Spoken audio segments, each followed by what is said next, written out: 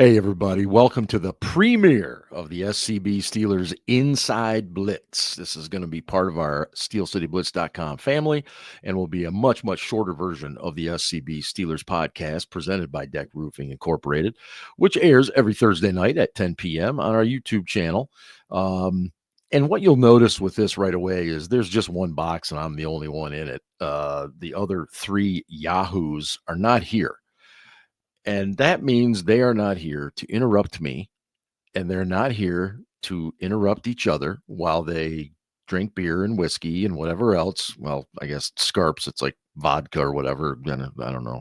What do they call those? Seltzers nowadays? I'm not sure. In any case, these will be 2 minutes, still be 5 minutes. They might be 15 minutes. I really don't know. I might be doing them by myself. One of the guys might jump on with me occasionally. We just don't know. And we're going to take this one step at a time. But it's going to give us an opportunity because the show airs every Thursday and things happen in the Steelers universe that you just have to get out there and discuss. And we can't wait. And so, therefore, we decided to do this, and I think it's going to be a good idea. We'll let you decide. Hopefully, your comments will guide us in that right direction and everything. But tonight, I just want to take a few minutes to kind of go over a couple of items from this week, and not take up too much time, just simply because of the fact that we're going to be doing the show tomorrow. But earlier this week, I think most of you know that Art Rooney II, team president of the Pittsburgh Steelers, spoke.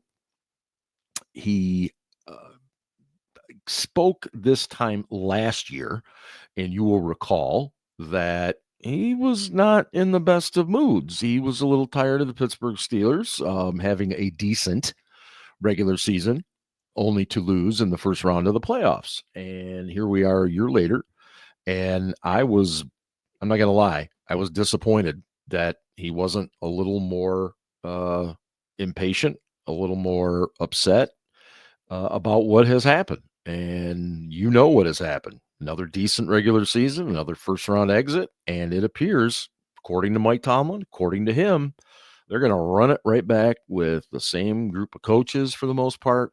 And it looks like, for now, the same group of players as well. Now, I would probably label that as insanity. Okay. And you know what insanity is. And I don't need to go into that. But we certainly seem to be falling into that trap of doing just that. And it's troubling as a Steelers fan, as somebody who has survived the 1980s with quarterback after quarterback after quarterback and under 500 seasons and just ugliness. That's what my fear is that we're headed for. And I do appreciate the fact that Mr. Rooney did talk about the quarterback position. He knows they need to address it. I don't think it's just a matter of this year or next. He knows they need to address it for the future. The NFL is a quarterback-driven league. You look at the quarterbacks that have played in the last 2 weeks of the postseason, and predominantly they are the top level quarterbacks in the NFL. And the Pittsburgh Steelers have to have that to get back to being one of those elite type teams. I again, that quarterback is not going to grow on a tree. And we're not just going to go pluck that person off of it.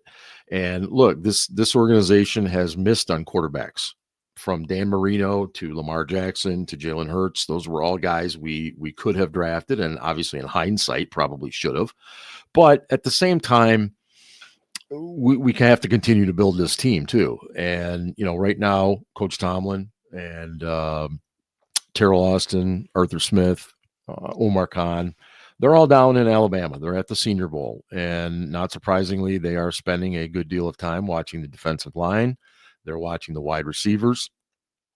And yeah, no shocker, because we need significant help in both of those areas.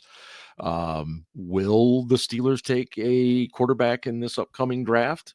I'm not ready to say they will. I think they should. I think you have to somewhere, just simply because you need people at the position. And I don't like to say that you should just to do it, but let's be real honest here, that not every quarterback that is successful is always a first round draft pick.